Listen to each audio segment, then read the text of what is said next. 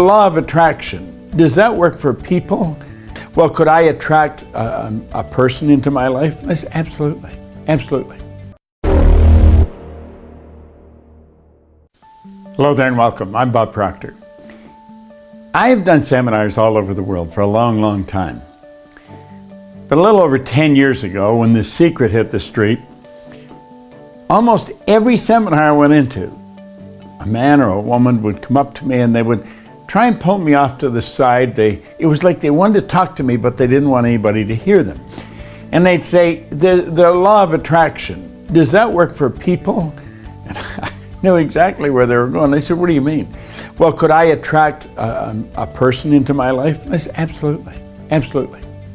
So I thought there's a lot of people who want to know this, and this actually is the way it works. So let's take a look at this. I'm going to put a visual here. And take a look here for a moment. This is how you attract the person you want into your life. Now you take a sheet of paper or a card and you put a circle on it. And in that circle you write my man or my woman, whichever it is you want to attract. And then you take and you put sort of a starburst on it with a bunch of lines coming out. And then you start to fill in. And here you want the kind of person you want, the qualities that you want to have. And the first thing you want that person to be free, because if they're not, you're not going to be. And as well as that, you also want the person to be happy. Who wants to be with a sad face all the time? Now, this seems preposterous to some people, but if you understand the law, understand that we're all an expression of exactly the same power, and as power operates by law, vibration is one of the laws. Now, vibration is the primary law, attraction is the secondary. You can only attract to you what you're in harmonious vibration with. You want to attract a kind person. You want somebody that's kind. And you will find that you can live a pretty good life with some of these qualities. You want somebody that's caring. Now, you think of all these things, you think of, what do I want the person to be like? Well, you want them to have these qualities. Understand this, you do not put a face on the person. Oh, I know you got your eye on somebody. You have no right to mess with their mind, and that's what you would be doing. You'd be transmitting images to them. Now, you just send this to the universe. Now, I'm going to tell you what will happen before we're finished here. You got to go back and you keep thinking of the qualities. You want them to be in good health. You want a healthy person. You want somebody that's vibrant, alive, you know. You want somebody that has a good appearance. Somebody that has a good appearance, looks sharp, you know. You also want a person that's financially independent. You don't have to keep this person. You want somebody that's financially independent.